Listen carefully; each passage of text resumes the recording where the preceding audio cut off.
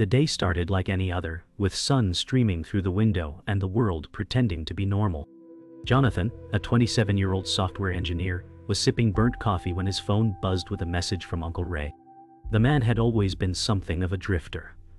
Part charm, part chaos. But family is family. "Hey kiddo, mind if I borrow your car for the weekend? Just a quick trip out of town," Ray had said the night before. Jonathan had hesitated but agreed. Uncle Ray had looked desperate, and desperation was something Jonathan couldn't say no to. That morning Jonathan watched as Ray drove off in his silver 2016 Honda Civic, the engine hum fading into the city's noise. He told himself it would be fine. It wasn't. A gnawing feeling clawed at his gut. Trust once given doesn't always come back whole. The Civic wasn't just a car. It was Jonathan's lifeline to work, errands, sanity. And as Ray disappeared into traffic with a casual wave, Jonathan had no idea his quiet world was about to erupt in betrayal. That afternoon Jonathan received another message, this one briefer. "All good," it read. No punctuation, no warmth. Something about it felt wrong, like a cold shrug tossed into his day. He replied politely, forcing a thumbs-up emoji he didn't mean. He tried to focus on work, but his mind wasn't having it. He kept replaying the image of Ray's smile and the way the Civic vanished. His gut kept whispering, something's off. Later, he scrolled through his phone gallery and stopped at a picture of the car.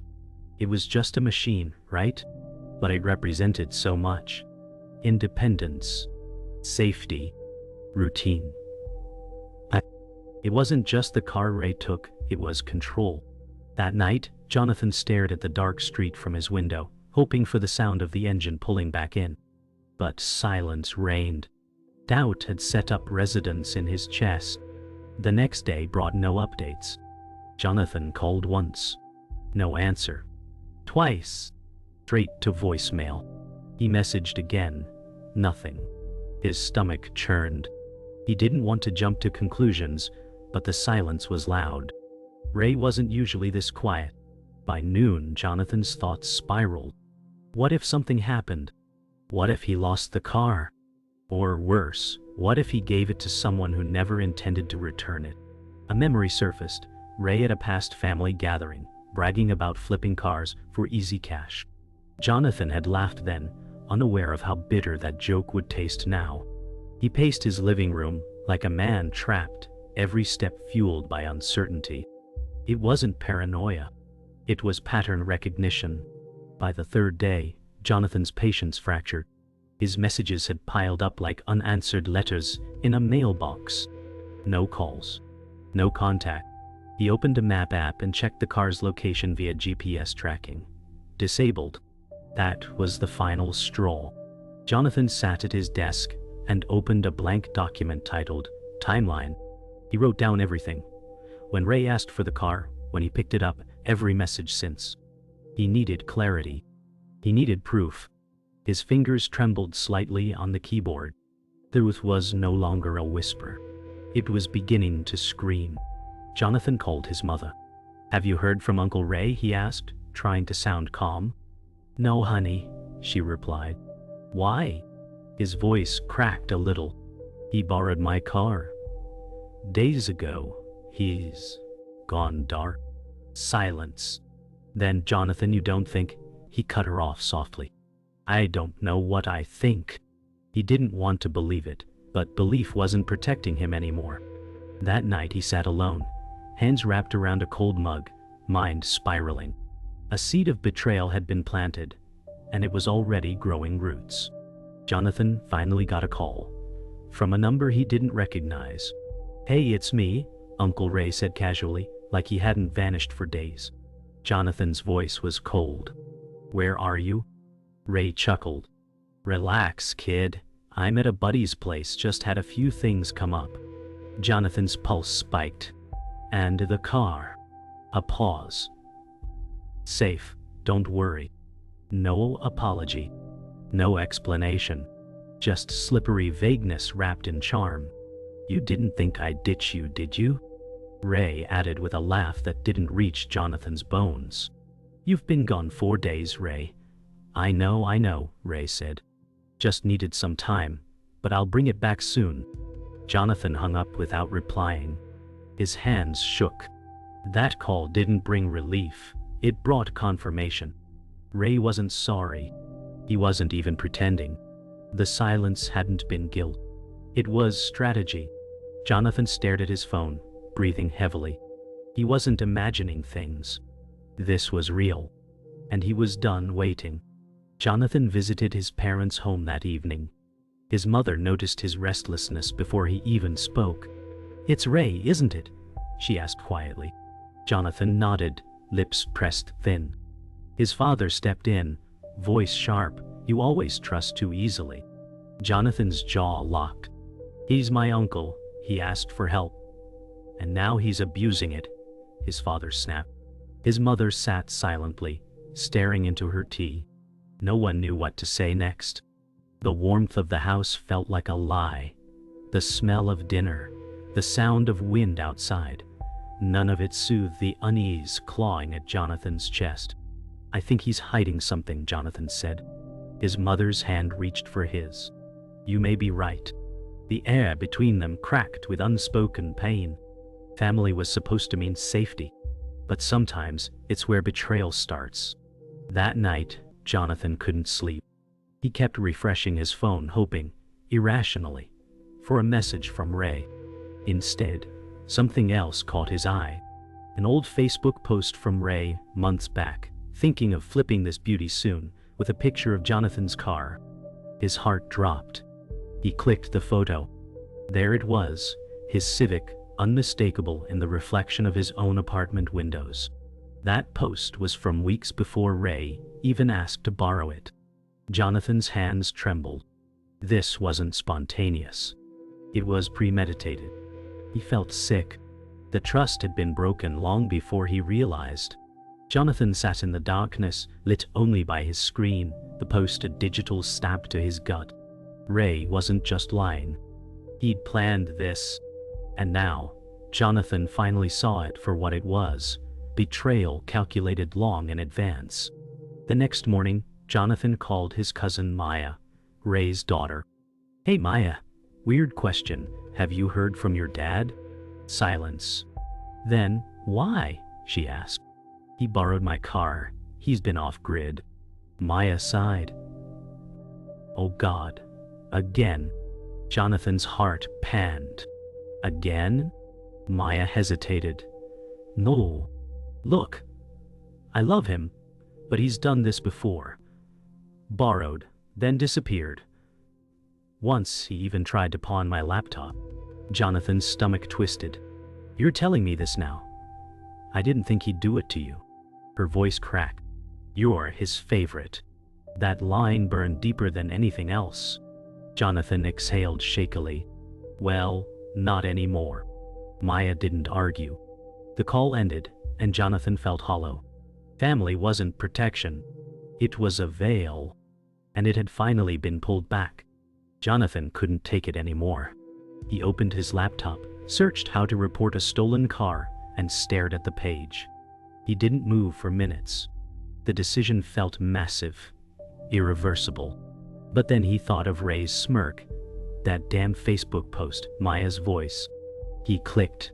Step by step he followed the form. Vehicle details. Timeline. Suspect. His fingers hovered over relationship to suspect.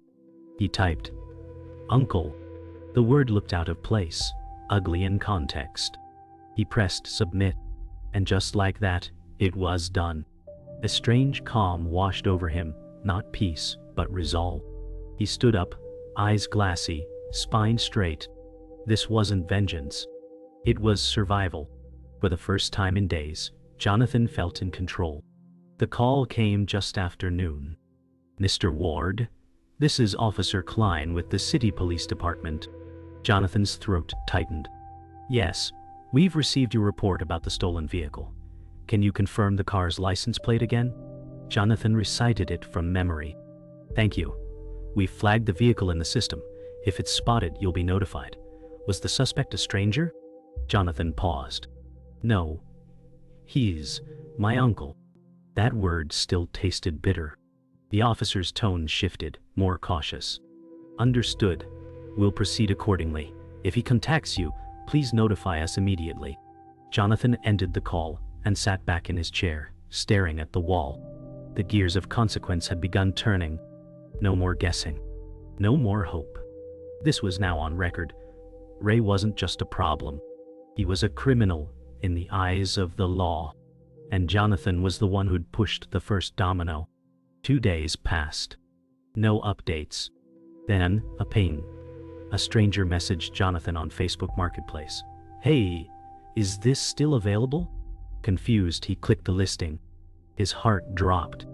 There it was, his car, listed for sale. A clear photo, location blurred. Seller's name, Ray Dye. No hiding. No shame. He stared in disbelief. It wasn't subtle. It wasn't slick. It was brazen. Jonathan replied as bait. "Yes, still available. Can I see it today?" Minutes passed. Then Ray responded, "Sure." Around 3 work. Jonathan screenshot everything, heart racing. He forwarded it to the officer. This wasn't just a violation. It was evidence. The lie wasn't slippery anymore. It was blatant. And now, the story Ray spun was collapsing in on itself. Jonathan met the officer the next morning at the station. Officer Klein looked over the screenshots. "This is solid," he said. "We'll arrange a sting." The word echoed. Sting. Like something out of a movie. "You won't be involved directly," Klein assured him. "But your tip gave us what we needed." Jonathan felt the tension in his chest tighten into something sharper. Fear, guilt, anticipation. "What happens now?" he asked. "We'll contact him through the buyer alias, arrange the meet, and if he shows up in the vehicle, we make the arrest." Jonathan nodded. This wasn't just about reclaiming his car anymore. It was about drawing a line. Ray had always danced on the edge of legality. Now, he was about to fall off. The plan was set. The buyer would meet Ray in a supermarket parking lot, public, controlled. Jonathan wasn't allowed near, but he paced endlessly at home, phone in hand waiting for the message. At 3:22 p.m., it came. "He showed up. In your vehicle. We've made contact." Minutes passed like hours. Then another message. "He's in custody." Jonathan's breath caught in his throat. It was over. Or at least, the part where Ray had power over him was. He sat down slowly, phone still in hand, and exhaled. The world felt different. Lighter. Not whole, but healing. Ray had made his choices. Now he'd face the weight of them. Jonathan had chosen truth, even if it shattered what family meant. That evening, a final call came. Officer Klein, again. "We confirmed it. He tried to claim the car was his, even argued with the VIN numbers. But we have everything we need." Jonathan said nothing at first. Then, "Thank you. You did the right thing," Klein said. But Jonathan wasn't so sure. His uncle was in a cell. His family would be furious. His mother hadn't returned his messages. His cousins were silent. But he hadn't chosen this. Ray had. Jonathan sat at the window watching night fall, streetlights flickering on one by one. Somewhere out there, justice had been served. And still, it didn't feel like victory. It just felt necessary. Word spread fast. By the next day, Jonathan's phone exploded with messages. His aunt texted first. "How could you do this to your own blood?" Then a cousin. "You've ruined everything." His mother finally called. "Jonathan," she said softly, "Ray's in holding. Your father's furious." Jonathan closed his eyes. "Mom, he tried to sell my car." Her voice trembled. "We know? But calling the police? What else was I supposed to do?" he snapped. Silence stretched. Then she whispered, "I don't know." That hurt more than yelling. Jonathan wasn't looking for comfort. He just wanted someone, anyone, to admit he wasn't wrong. But in their eyes, betrayal wasn't what Ray did. It was what Jonathan had exposed. Loyalty had become blindness. And Jonathan? He had committed the crime of truth. Later that afternoon, Jonathan met his younger sister Elise at a park bench, a quiet place they used to visit as kids. She sat down slowly. "They're all talking about you." Jonathan sighed. "I know." Elise twisted her fingers. "I just want to say, I get it." Jonathan turned, surprised. "You do?" "He borrowed money from me last year. Never paid it back. Never intended to." Jonathan exhaled. "Why didn't you say anything?" Elise looked away. "Because I didn't want to be the bad guy." They sat in silence, birds chirping distantly. "You're not the villain, John," she finally said. "You were just the first to say out loud what we all knew. It didn't fix everything, but it helped. A crack of light in a wall of judgment." The next day, Jonathan got a voicemail from Ray. "Kid, I don't know what you told them, but this is crazy. You didn't have to do this. We're family." Jonathan listened twice. The voice was angry, desperate, layered in guilt and manipulation. "I was gonna return it," Ray continued. "You jumped the gun. You made it worse than it was." Jonathan deleted the message. It wasn't an apology. It was a rope. An attempt to pull him back into the pit. But Jonathan wasn't climbing down anymore. The truth didn't need to be negotiated. Ray had crossed the line. And for once, Jonathan wasn't blurring it to make others comfortable. Later that evening, Jonathan sat with a police officer at the impound lot. The Civic sat there, dull and dirty under the setting sun. "She's yours again," the officer said. Jonathan nodded, stepping forward. The car looked the same, but felt different. Like a survivor of war. He opened the driver's side door. The seat still smelled faintly of his cologne, but the space felt violated, tampered with. He sat inside and gripped the wheel, not in triumph, but in quiet reclaiming. "Thanks," he whispered to no one. Maybe to himself. Maybe to the battered car. Maybe to the part of him that hadn't given up. Driving home felt strange.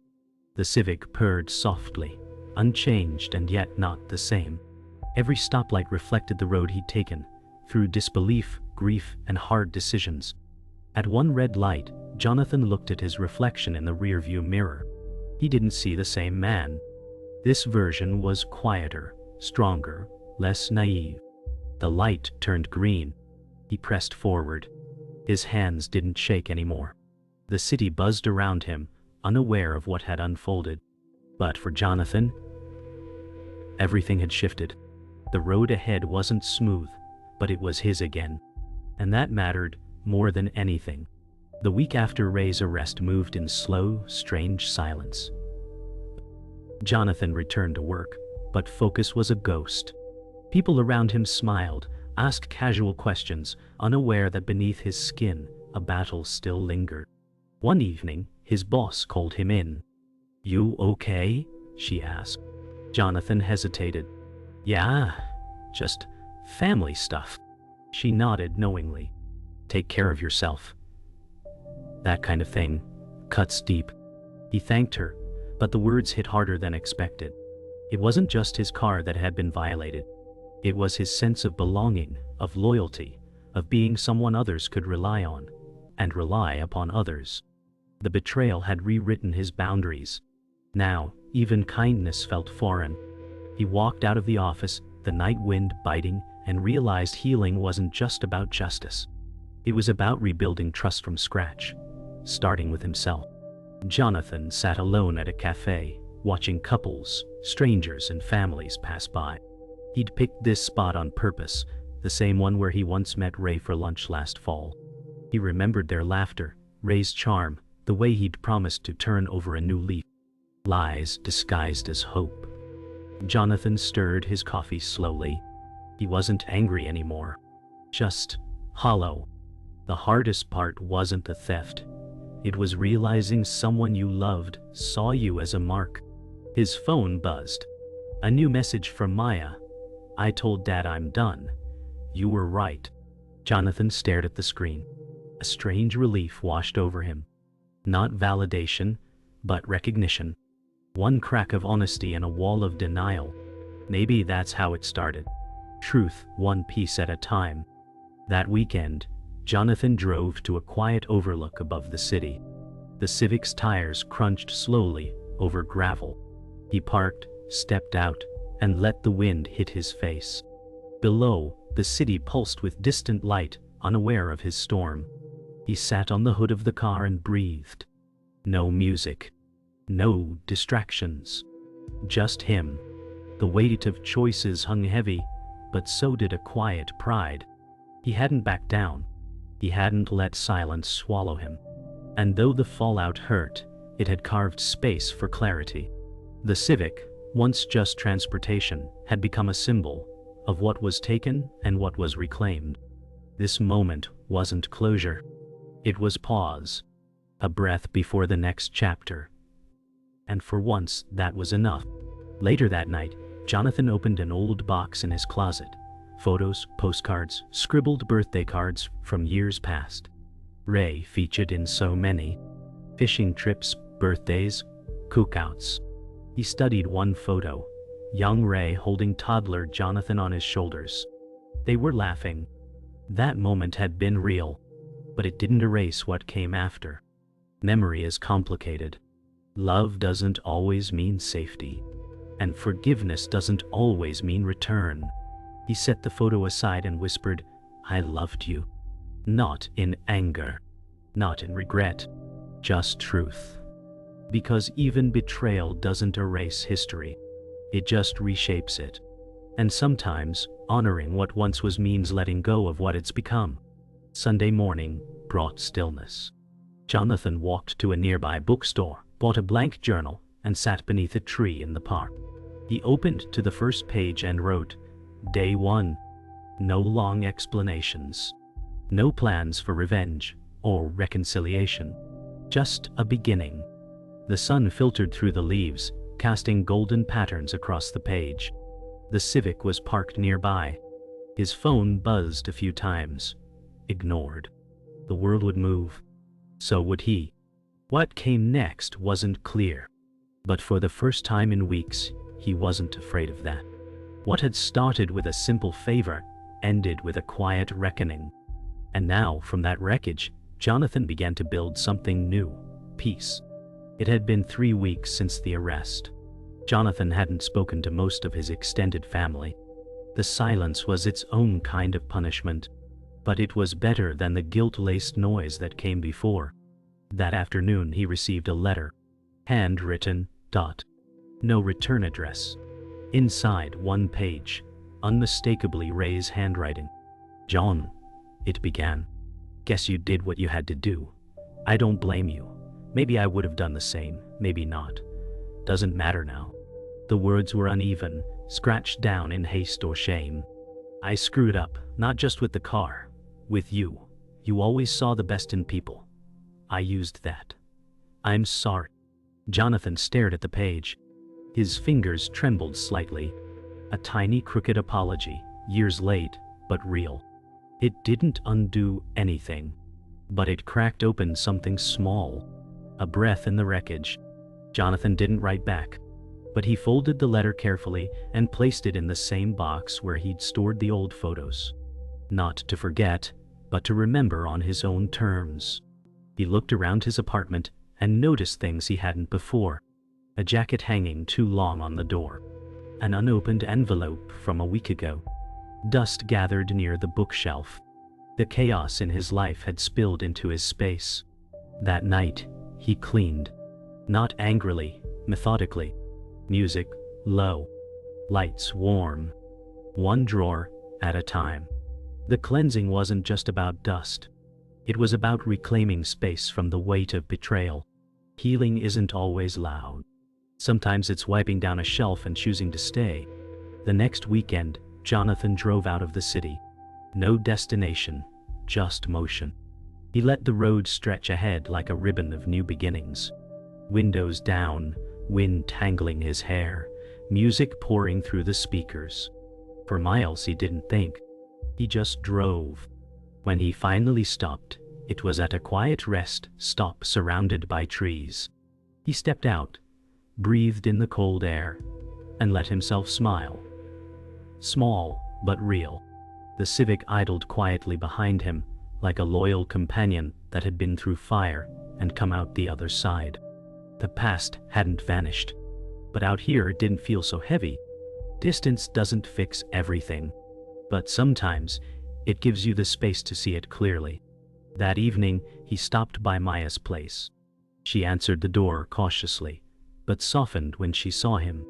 "Hey," she said. "Hey," Jonathan replied.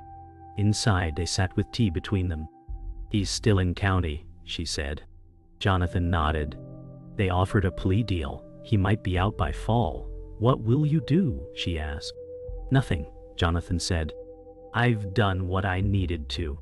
Maya looked down. "He wrote to me too. Blamed everyone at first. Then said sorry." Sort of. They sat in silence. Not awkward, just reflective. "He's our dad, but he's also himself," Maya finally whispered. Jonathan sipped his tea. "Yeah, and I'm finally done making excuses for that." The words landed heavy and true. That night, back home, Jonathan sat at his desk and opened his journal. Under day 1, he wrote, day 20. Beneath it, "I still miss who he pretended to be." The words weren't bitter, just honest. He closed the journal and looked out the window. Life outside carried on. Cars passing, dogs barking, someone laughing nearby. All of it normal. And for the first time in a long while, he felt a part of it again. He reached over, grabbed his keys, and smiled faintly. Tomorrow, he'd take the long way to work. Just because he could. He wasn't healed, but he was moving. And sometimes, that's the most radical thing you can do. Weeks had passed. The city was easing into spring.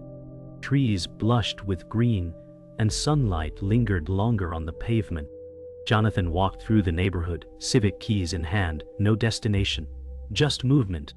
The world felt open again. He passed a street musician playing soft jazz, smiled at a child blowing bubbles on a stoop. Each step felt deliberate, like the first walk after recovering from a long illness. He stopped at a crosswalk, looked up, and for a moment just breathed. The weight that once sat on his shoulders was still there, but lighter. Familiar, but no longer suffocating. That's what healing really was, he realized. Not forgetting, not forgiving too soon, but carrying the truth without letting it drag you under. One foot in front of the other. He crossed the street, the world humming gently around him. Later that evening, Jonathan sat in a small backyard garden. His neighbor waved from across the fence. "Haven't seen you smile in a while," she said. Jonathan chuckled. "Been a hell of a season." She nodded and went back to watering her plants. The scent of jasmine hung in the air. Jonathan leaned back, journal open again.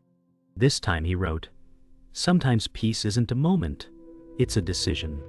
He looked up at the fading sky, stars beginning to flicker behind the blue. No drama. No pain. Just stillness. He didn't know if Ray would ever change. Didn't know if the family would come around. But he wasn't waiting anymore. He wasn't holding his breath for apologies or resolutions. He was simply here. Alive. Moving. Choosing softness, even after the storm. One morning he saw his mother's name flash on his phone. He hesitated, then answered. "Hi," he said quietly. Her voice cracked. "Hi, baby." There was a long pause. "I'm sorry," she whispered. "I should have stood with you." Jonathan felt his eyes sting. "Thanks, Mom." "He wrote me too," she added. "I don't know if I'll ever forgive him, but I forgive you for what you had to do." Jonathan nodded silently. That was enough. Not perfect. Not a healing spell, but a crack of light. A reminder that wounds don't always stay open. Some close slowly, quietly. "I'd love to see you soon," she said. "Me too," Jonathan whispered. The call ended. The silence after wasn't heavy anymore. It was hopeful. That Sunday, Jonathan drove to a quiet beach just outside the city. The Civic hummed down the coastline road, windows open, sunlight spilling through. He parked near the shore, slipped off his shoes, and walked barefoot across the cool sand. Waves crashed rhythmically, each pull of the tide echoing inside him. He stood at the edge of the water and whispered, "I forgive you." Not for Ray, but for himself. The words weren't magic, but they unlatched something. He turned back, walking slowly, feeling lighter with every step. Behind him, the ocean swallowed the footprints, but not the path he'd walked to get there. As he pulled into the city again, the Civic slid smoothly through the familiar streets. He parked in his usual spot, engine softening into silence. He stepped out, locked the car, and paused. Reached into his pocket, held the keys. Just held them. They weren't just keys to a car anymore. They were keys to a boundary he had redrawn, a version of himself he had reclaimed. He looked up at his apartment window, sunlight catching in the glass. The world hadn't changed, but he had. He pocketed the keys, exhaled and walked inside. No final declarations. No dramatic closure. Just one quiet line in his head. I did what I had to do.